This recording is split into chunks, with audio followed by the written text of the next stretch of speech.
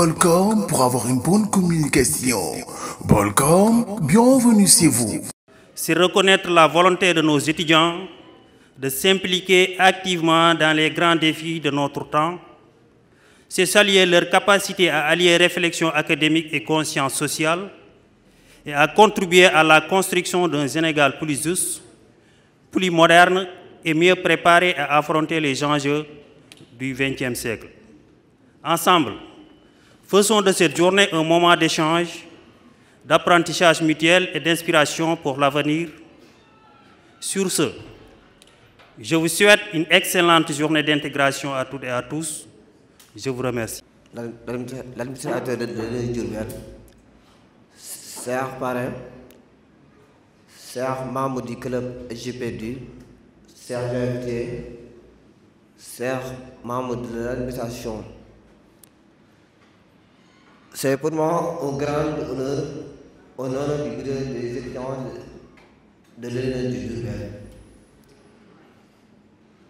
de prendre la parole à l'occasion de cette belle journée d'intégration du club SGPD. Cette rencontre est une opportunité unique d'échange sur des thématiques actuelles et importantes, notamment la gestion des ressources naturelles au Sénégal et la modernisation de notre justice. Ce sont des enjeux cruciaux pour notre pays et votre club. En échange de ces panels démontre son engagement à sensibiliser la communauté estudiantine sur ces questions. Chers étudiants, vous êtes les futurs acteurs du changement, ceux qui contribueront à l'émergence du Sénégal dans les années à venir. Je tiens donc à saluer le travail remarquable des membres du club. J'aimerais également m'adresser aux étudiants de la promotion 12 qui entament le parcours dans le domaine du droit et ce dans le cadre de l'enseignement à distance. Cette forme d'apprentissage est d'une essence car vous permet d'acquérir une grande autonomie, une capacité d'organisation, de rigueur et de discipline, des qualités essentielles dans le domaine du droit. N'oubliez jamais que la distance n'est pas une barrière, mais une opportunité numéro 1 dans votre façon d'apprendre. Restez motivés. Restez motivés, curieux et engagés, car ce mode d'enseignement vous prépare à être des professionnels âgés, capables de s'adapter aux réalités du monde qui évolue rapidement. Chers étudiants, permettez-moi de vous adresser quelques mots en wolof, surtout les étudiants de la promotion 12. L'enseignement à distance n'est pas encore compliqué. Vous êtes des étudiants en droit, formez des groupes de travail. Travaillez-vous ensemble, c'est ça qui vous permet de réussir.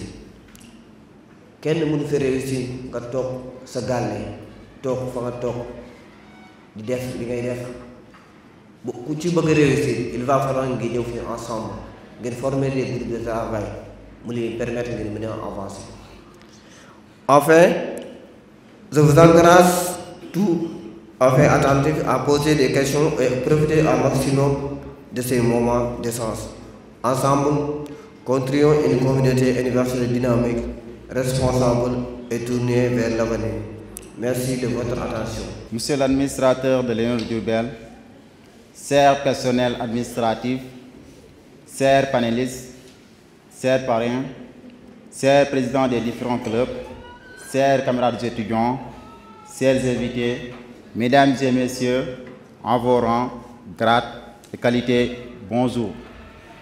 C'est pour moi un honneur et un réel plaisir de prendre la parole pour vous remercier d'avoir accepté notre invitation à l'occasion de cette journée d'intégration de la promotion 12 qui revêt une importance capitale.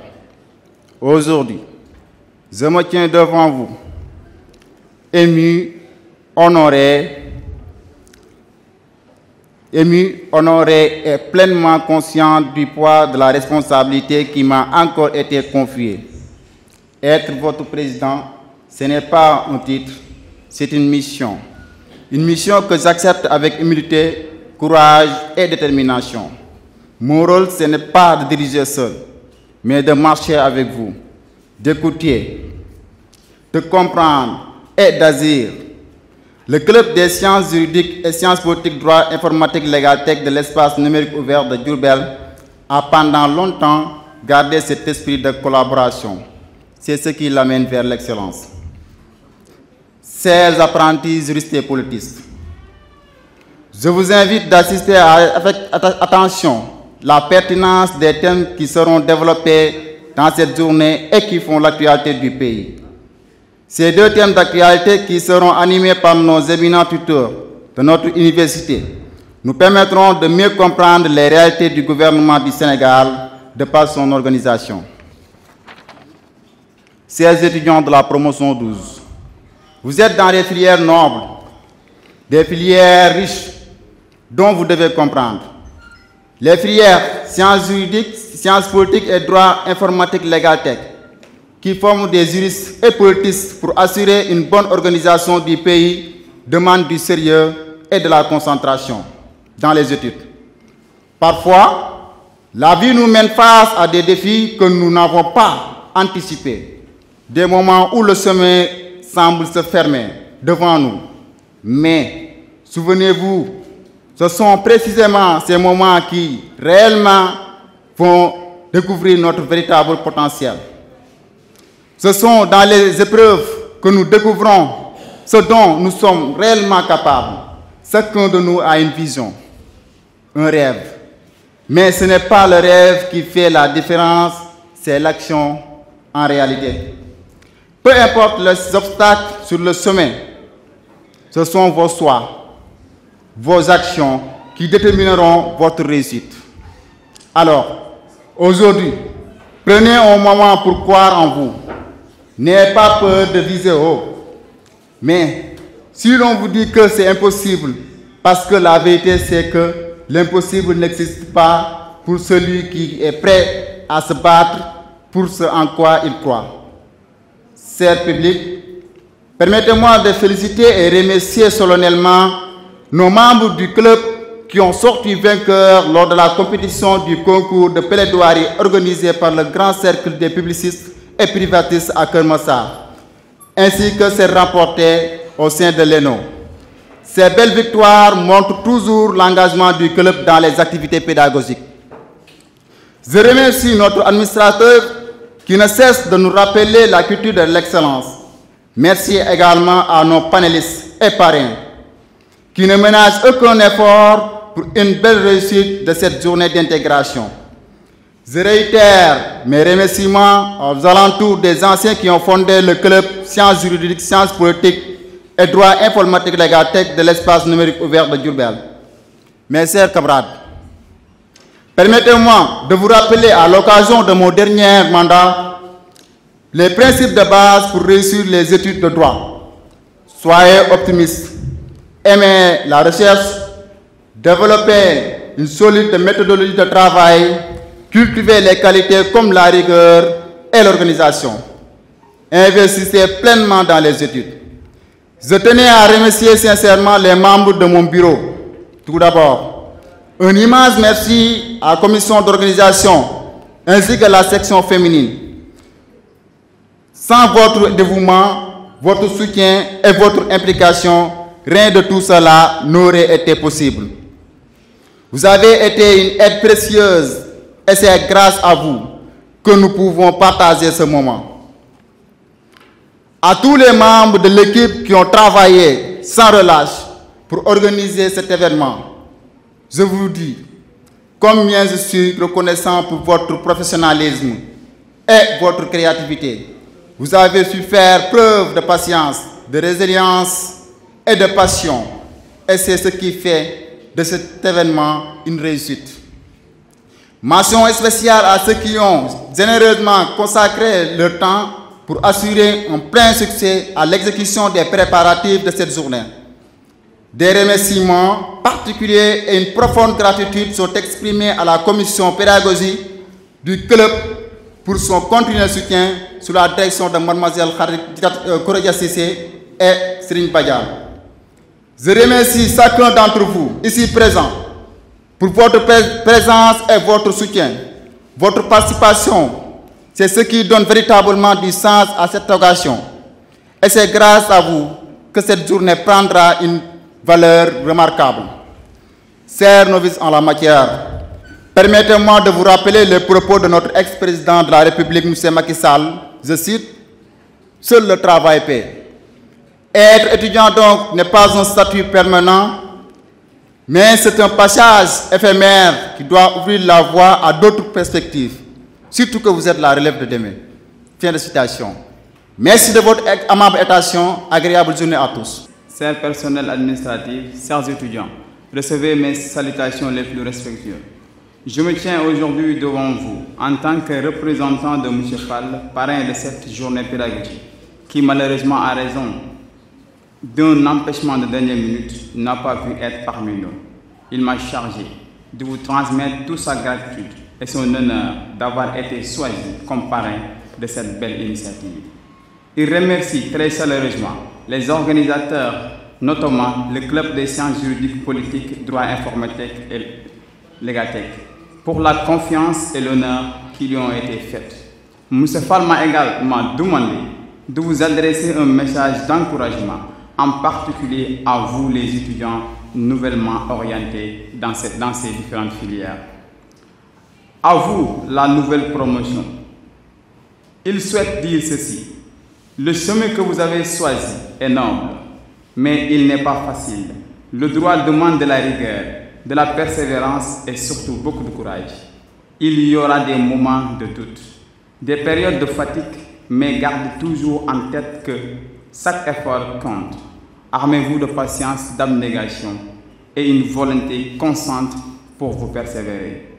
Ayez confiance en vous, chers étudiants. Soutenez-vous les unes aux autres et n'oubliez jamais que la réussite est à la porte de ceux qui s'adonnent véritablement les moyens. Et comme le dit si bien M. Fall, Inch'Allah, le succès sera au rendez-vous. Encore une fois, M. Fall vous remercie, vous adresse donc ces mots de remerciement à l'endroit du club, mais aussi à l'endroit de tout le personnel administratif de l'espace numérique ouvert de Diourbel. Je vous remercie. Merci. Mesdames et messieurs, chers jeunes membres du club sciences juridiques et politiques, c'est un grand honneur pour moi d'être parmi vous aujourd'hui en tant que parrain de cette importante journée d'intégration. Je tiens à exprimer toute ma gratitude envers les organisateurs pour cette initiative qui vise à renforcer les liens et à préparer la future jeunesse de notre pays. Je me présente aujourd'hui devant vous avec un sentiment d'espoir et détermination. Depuis longtemps, la jeunesse de notre pays a été minimisée, marginalisée et souvent utilisée à des fins politiques comme un levier plutôt qu'un acteur de changement. Résultat, beaucoup d'entre nous se retrouvent aujourd'hui entre perte de repères et un avenir sans véritable perspective. Mais je suis convaincu que la clé pour sortir de cette impasse, c'est la responsabilisation de la jeunesse.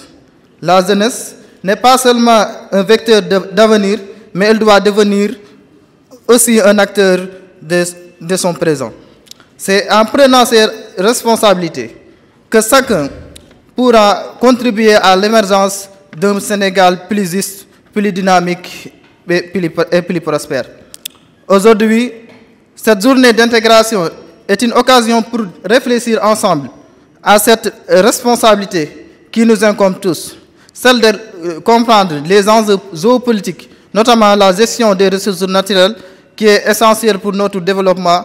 C'est aussi un appel à s'engager dans la modernisation de nos institutions telles que la justice afin de bâtir une société plus équitable. Je vous encourage, chers jeunes, à prendre en main votre avenir, en intégrant ces enjeux, en vous informant, en vous formant et surtout en assumant votre rôle de citoyen responsable. La responsabilisation de la jeunesse n'est pas une option. C'est la seule voie pour cette jeunesse. C'est la seule voie pour cette jeunesse puisse transformer ces défis en opportunités. Je vous invite à écouter, à apprendre et à agir selon cette conviction que chaque geste, chaque décision, chaque responsabilité que vous assumez contribue à faire du Sénégal une nation forte, fière et innovante.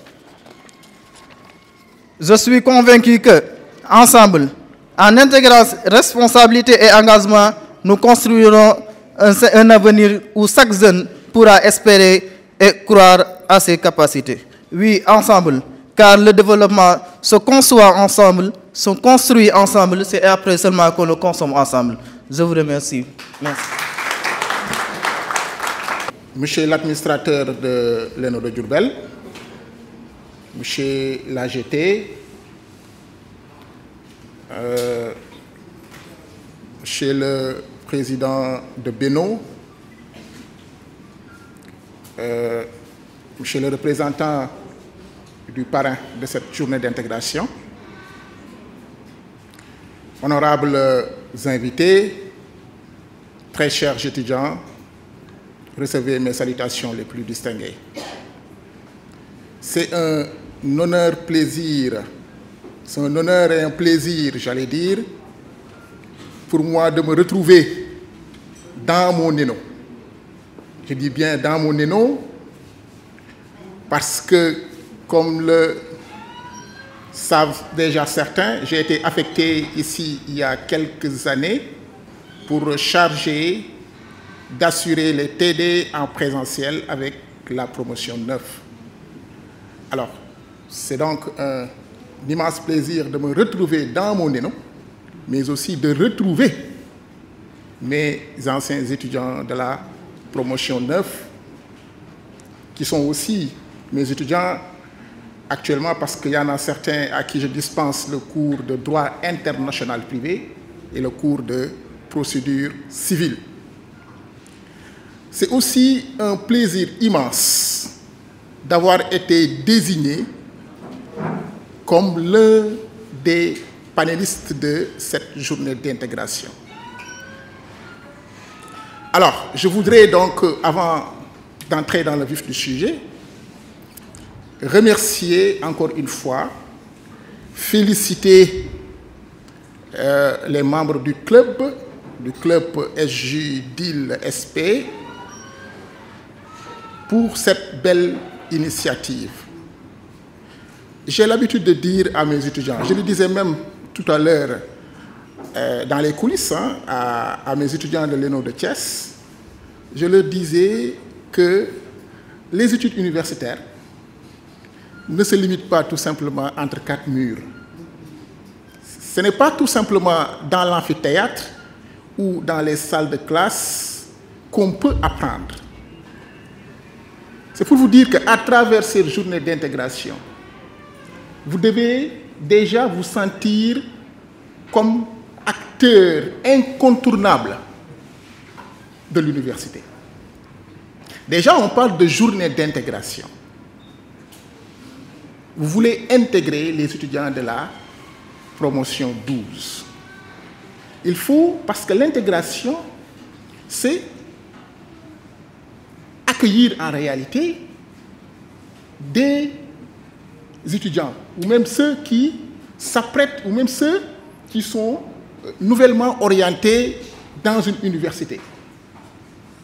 Alors vous les accueillez à bras ouverts, mais aussi il faudrait qu'ils aient dans la conscience qu'ils doivent être des étudiants modèles et également ils doivent joindre la main dans la pâte.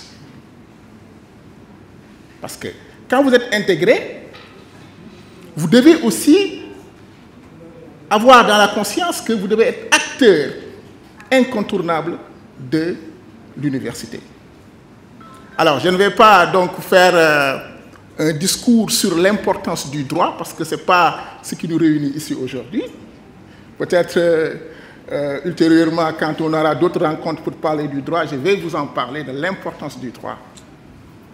Alors aujourd'hui, donc, le thème qui nous réunit, il s'agit, je le rappelle, de la réforme et de la modernisation de la justice. Quel regard faut-il porter sur une telle initiative? Alors, pourquoi le choix de ce sujet? Parce que tout simplement, vous êtes des apprentis juristes.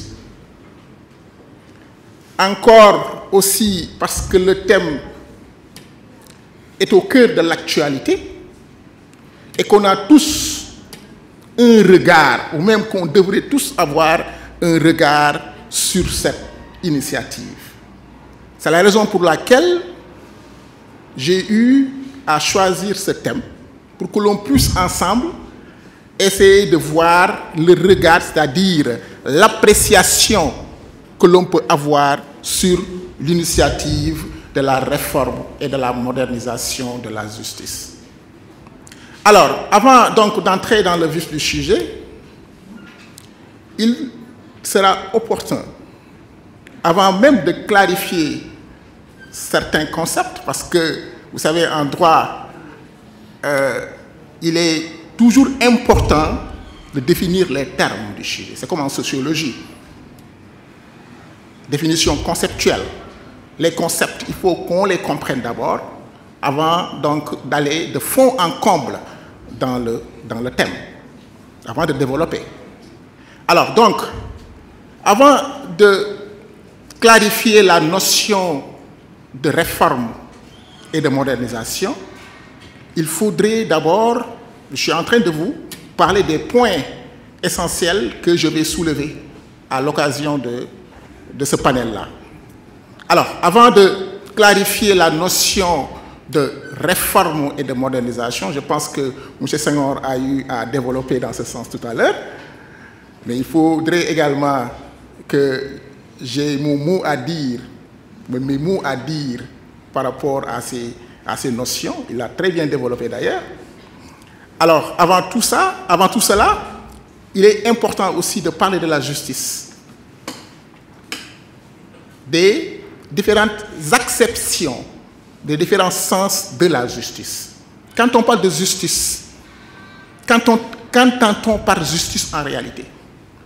Après avoir clarifié la justice dans ses différentes acceptions, il sera aussi important de se poser une question importante. Au regard de tout ce qui aura été dit sur la justice, est-ce qu'au Sénégal, on a une justice? Et nous allons même approfondir la question. Est-ce qu'on a une véritable justice? Est-ce qu'on a une véritable justice? Alors, se poser ces questions-là, c'est justement porter un regard sur la justice. Nous aurons des réponses, certainement, des réponses que nous partagerons, ou même que nous ne partagerons pas. Mais l'essentiel, c'est que mon regard, je vais vous le partager. Vous aurez aussi à me partager vos regards. Alors, après cela, nous allons donc essayer de nous appesantir sur certains aspects qui ont fait l'objet de critiques. Vous le savez tous, au Sénégal, depuis ces dernières années, l'image de la justice a été écornée. La justice au Sénégal a donné sa plus hideuse face, sa face la plus moche. Parce que tout simplement, il y a un certain nombre de pratiques qu'on a eu à rencontrer et qui n'honorent pas la justice et qui n'honorent pas les autorités judiciaires. Il faudrait qu'on en parle. Et c'est ce qui a motivé récemment la dernière assise sur la réforme et la modernisation de la justice au Sénégal. Ce qui a motivé cette initiative du président, son Excellence Bassirou Diomaye Faye. Après cela, c'est l'occasion aussi de vous parler des différentes recommandations et conclusions qui ont été retenues lors de cette assise, des recommandations qui ont été portées sur la table du président de la République, et il lui reviendra de donner le dernier mot. Le dernier mot lui revient pour que effectivement, qu'on se lance vers une réforme et une modernisation effective. Alors donc, comme je vous l'ai promis, donc, il est important de parler de la justice, mais il va falloir que j'attire votre attention sur une chose importante, qu'on est dans une société. Une société ne saurait exister, ou même parler de société serait chimérique, utopique, sans justice. Pour dire quoi? Pour dire que la justice constitue, je dirais, moi, la colonne vertébrale d'une démocratie, d'un État de droit. Rappelez-vous de Thomas Hobbes. Je vais quand même porter la casquette d'un sociologue pour parler de Hobbes, ou même la casquette de philosophe pour vous rafraîchir un peu la mémoire. Thomas Hobbes a eu à développer, même à théoriser l'évolution de l'homme. Selon lui, on a quitté un état de nature caractérisé par l'individualisme. Quand on parle de l'individualisme, il n'y a pas encore de société. Il y avait de l'individualisme. L'homme était un loup pour l'homme. On était dans une vie désorganisée, anarchique. Chacun pouvait ôter la vie de son prochain comme il le voulait et quand il le voulait. Mais vous savez que l'homme, d'ailleurs je vais évoquer Thomas Hobbes, plutôt Aristote, oui. Aristote qui disait que l'homme est un animal raisonnable. L'homme est un animal, oui, mais un animal raisonnable, un animal doté de raison. Alors, ce qui différencie donc l'homme des autres animaux, selon Aristote, c'est la raison. Et c'est cette raison même qui a permis à l'homme de vouloir, de sentir la nécessité d'évoluer. D'évoluer en quittant l'état de nature pour aller dans un état beaucoup plus civilisé. D'où le contrat social même de Jean-Jacques Rousseau. Les hommes se sont réunis autour d'une table et ont décidé quand même de quitter cet individualisme-là et aller vers une société. Et les hommes ont compris que la société ne peut exister sans règles de droit, sans loi. Ibi societis, ibi jus. Il n'y a pas de société sans loi. Donc les lois constituent la cheville ouvrière d'une société. Mais les lois ne suffisent pas. Les lois ne suffisent pas. Pourquoi? Parce que il faut une institution et des personnes investies d'une mission de garantir les droits et les libertés. À côté des lois, il faut une institution, il faut des hommes investis d'une mission de faire garantir, ou même de garantir, j'allais dire, la liberté et les droits. Parce qu'on le dit souvent que les juges constituent la bouche de la loi. Il faut au moins des hommes qui permettront de garantir, comme je l'ai dit tout à l'heure, les droits et les libertés. C'est la raison pour laquelle la justice prend une place importante dans la société. Après avoir clarifié cela, je voudrais donc vous renvoyer aux différentes acceptions, aux différents sens de la justice. Alors, on dit qu'il y a ce qu'on appelle une justice individuelle.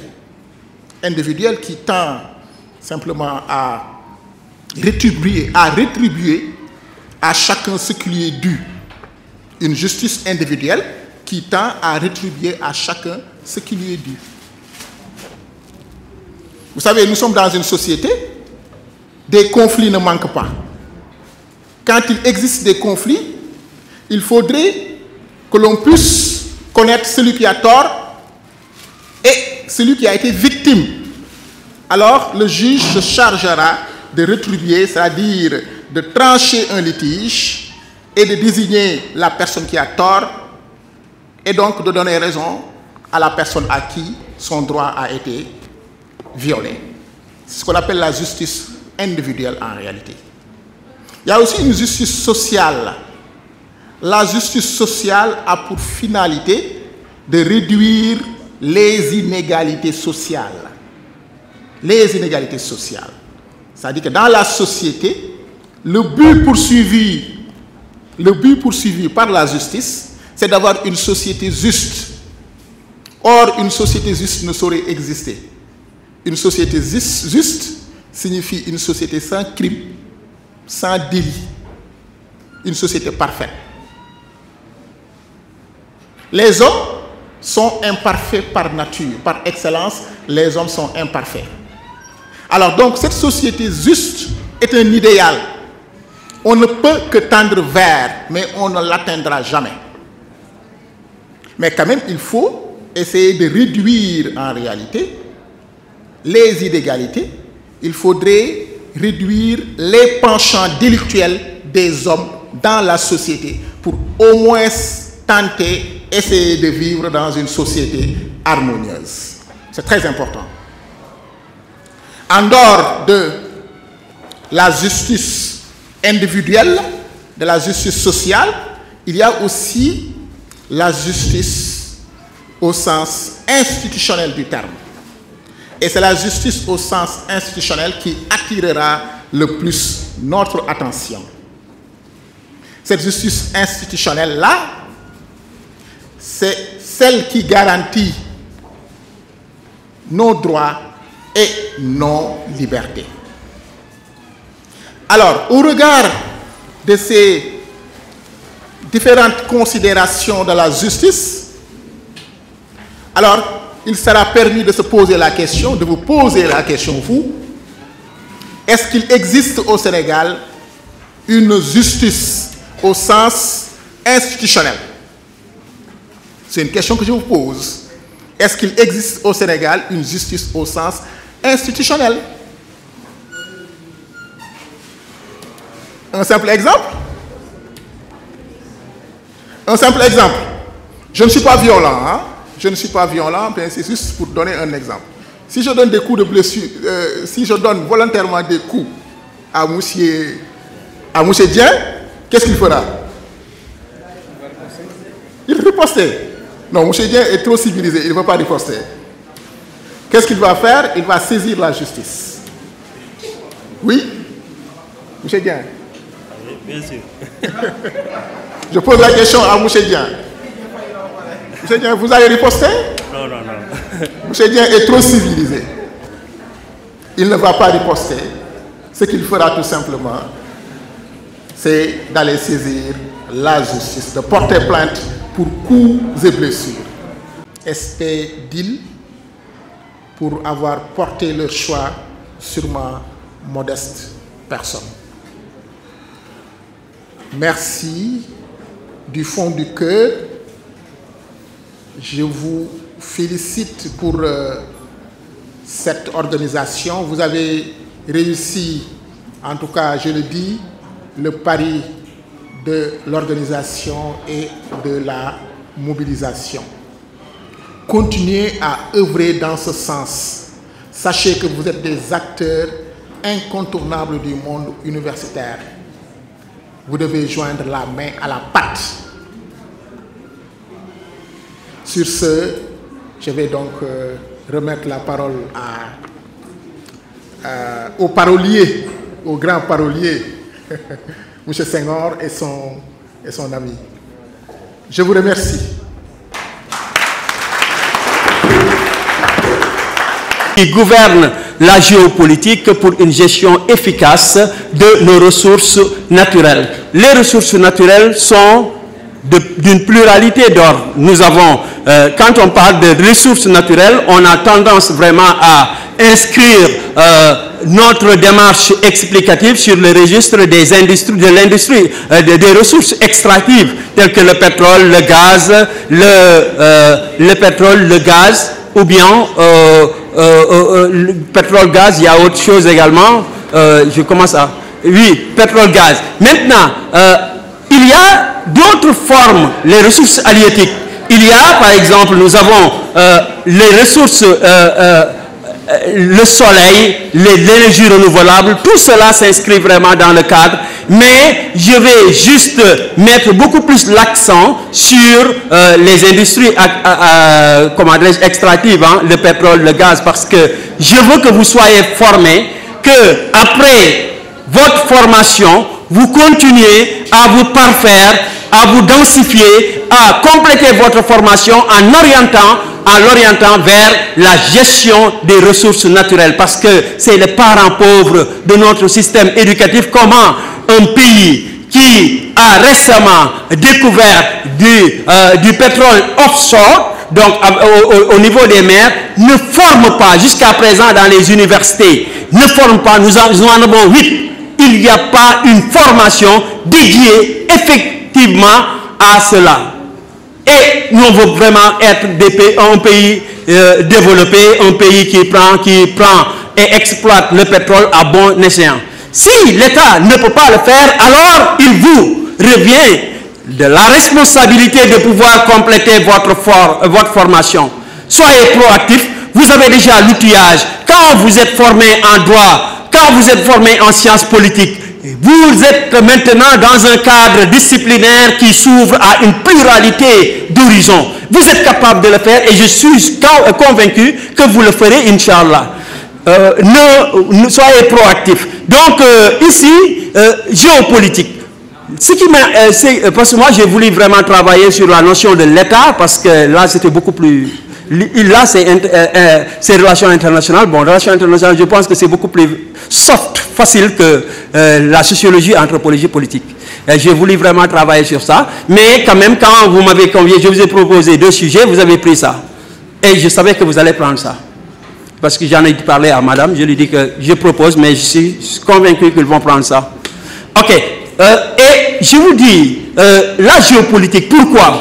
Parce que nous sommes dans l'ère où nos étudiants, tous les Sénégalais, je vois un vide qui a été créé par l'État, parce que jusqu'à présent, il n'y a pas de formation.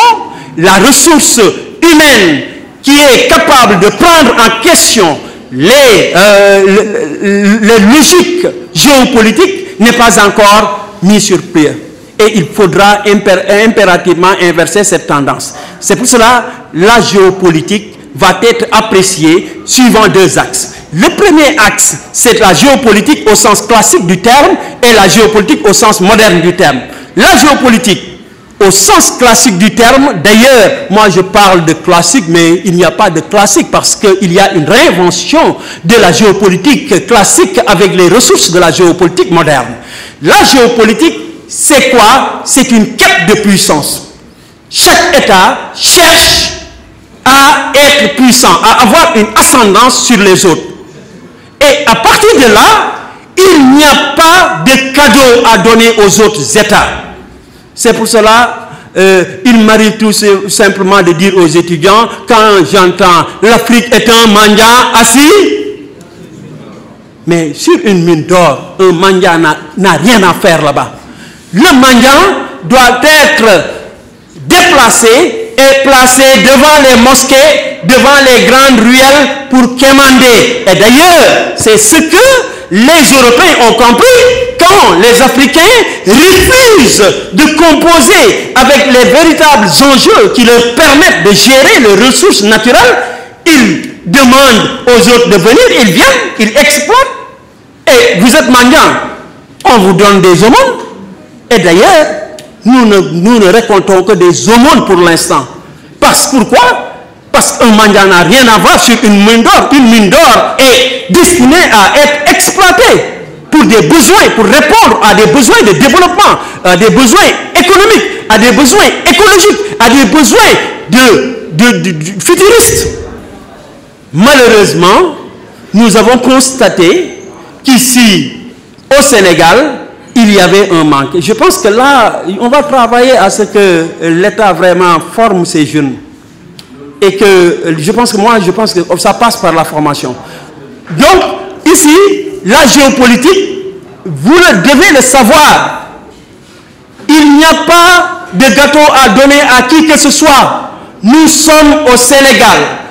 Notre besoin, c'est de faire développer le Sénégal avec la matière grise, avec un investissement. Mais si on investit et qu'on a maintenant, on n'a pas les ressources naturelles capables de porter et de traduire en action ces investissements, alors il y aura des maîtres étrangers qui viendront et qui vont profiter beaucoup plus de nos ressources naturelles. Alors, moi, je milite à ce que l'État outille passe par l'outillage et également par vraiment la mise en œuvre de cette politique de prise en charge et de relocalisation de cette comment dirais-je, des ressources naturelles. Et quand je parle de la géopolitique comme étant une politique de puissance, chaque État voulant avoir une ascendance sur les autres, voulant contrôler les autres, et d'ailleurs c'est l'esprit qui a toujours sous-tendu la géopolitique au sens classique, parce que c'était une quête territoriale, une volonté d'annexer les autres pour entrer en possession de leurs ressources naturelles afin de nourrir et de donner sens et cohérence à leurs ambitions de puissance. Et pour cela, il faudra écraser les autres. Il faudra en faire des mendiants. Moi, je n'ai rien contre les Français, je n'ai rien contre les Américains qui viennent nous exploiter. Mais attends, si vous ne faites rien, vous voulez que les ressources naturelles dorment comme ça. Ils ont leurs moyens de les exploiter et de servir leurs ambitions de puissance. Mais qu'est-ce qui doit les empêcher? Un mendiant ne doit pas les empêcher. Si vous êtes maintenant suffisamment bien armé, là, vous pouvez vraiment... C'est pour cela, il faudra que vous... C'est une conscience, non? Moi, je dis tout juste aux étudiants qu'il ne faut pas attendre que l'État vienne vous donner les choses. Quand j'ai fait anglais, moi j'étais anglais, j'ai fait anglais. J'ai fait anglais, je me suis dit, attends, moi, vraiment cette nourriture intellectuelle que je prends, en tout cas de ce département, n'est pas suffisante. Je me suis inscrit en Sciences Po. Je me suis inscrit en Sciences Po, après, jusqu'en DIA thèse, j'ai été affecté à Kaolack. Donc, je me dis, attends, c'est un peu trop loin, hein, entre Gaston Berger. Ça retarde vraiment mes avancées dans le cadre vraiment des ressources doctorales. Qu'est-ce que j'ai fait? Je me suis inscrit pour faire un autre master en management des projets. Après, je me suis inscrit pour faire un autre master en passation des marchés publics. C'est pour cela, et je paye des millions. Je paye 1,2 million, 1 million, avec mon propre argent. Pourquoi? Parce que je dois être au service de la cité. Cette cité, la formation de cette génération à venir, si on ne prend pas les moyens, les dispositions, nous aurons vraiment des bloqueuses. Des gens qui vont juste être des TikTokers, créer des blocs. Mais attends, il faut débloquer cette idée et ne pas vous inscrire, parce que le pays aujourd'hui a beaucoup plus besoin de vous par rapport à cela. Donc, la géopolitique, vous le comprenez, qu'il n'y a pas d'amis dans les relations internationales, il n'y a pas d'amis éternels ni d'ennemis permanents, il n'y a que des intérêts. Et ces intérêts, si ça se trouve ici, les Européens viendront et les exploiter à bon escient pour être au service de leur cité et de leur société. Mais il y a toujours une possibilité parce que Karl Marx a dit que, pas Karl Marx, c'est l'autre là, l'auteur du Prince, Machiavel. Il est mieux pour un prince d'être aimé que d'être craint s'il ne peut être les deux à la fois. Alors, s'il s'agit de déployer des moyens coercitifs pour rendre cela effectif, il faut le faire. Il est mieux pour un chef d'État d'être craint que d'être aimé s'il ne peut être les deux à la fois. Alors, voilà, par rapport au mécanisme, parce que quand on parle de mécanisme maintenant en géopolitique, on va voir une chose. Mécanisme en géopolitique. J'ai dit tout à l'heure en prenant le taxi pour venir ici, je me dis, attends, mécanisme. Mais mécanisme, il y a mécanique. Mécanique, c'est quoi? Ce sont des choses qui bougent, hein? Donc qui composent avec le mouvement. L'automobile, il y a le mécanicien, etc., qui répare pour que la voiture puisse composer avec le mouvement de manière efficiente. Attends, je me dis ici, quand on parle de mécanisme dans le cadre de la géopolitique, c'est pour faire allusion aux logiques qui gouvernent la géopolitique et qui impactent maintenant et qui permet de prendre en compte de manière très efficace nos ressources naturelles. Par rapport à ces logiques, il y a la logique réaliste, il y a la logique libérale, il y a la logique marxiste, il y a la logique constructiviste. Par rapport à la logique réaliste, moi je suis beaucoup plus vraiment tenté par la logique réaliste. C'est-à-dire, le monde, chacun cherche à défendre ses intérêts. Si vous êtes là, pensant que non, il faudra adapter vraiment une posture beaucoup plus éthique, une posture morale, ça n'est pas, la morale n'est pas le bienvenu dans la géopolitique. Et d'ailleurs, l'autre l'a compris, comment dirais-je tout à l'heure, Machiavel l'a compris. Parce que même en géopolitique, on vous dit qu'un canot bien chargé vaut mieux qu'un document de droit. Un canot bien chargé vaut mieux qu'un document de droit. Si le Sénégal n'est pas à même de gérer ses ressources naturelles et que le Sénégal refuse de mettre ça à la disposition des entreprises, des multinationales, et alors il faudra créer des commotions, une crise. On me dit fort, douce, flamme.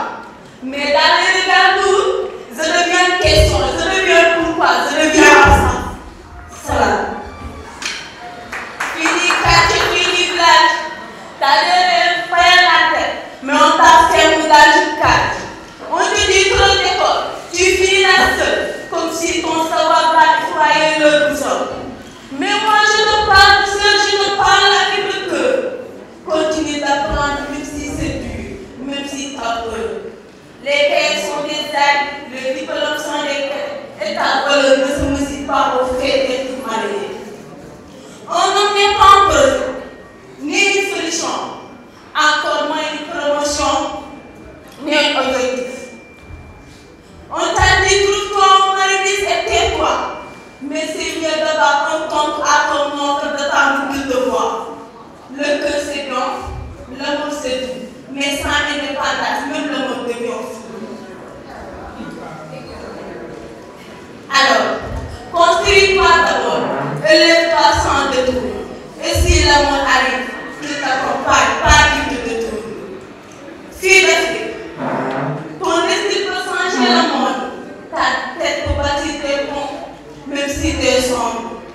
Tu peux être médecin, codeuse, ingénieur, avocat, fasciste, madame Montel, derrière 4000 de peur. Travaille, lis, ose, brille, comme on dit. Et que personne ne te dise que tu es né pour être deux.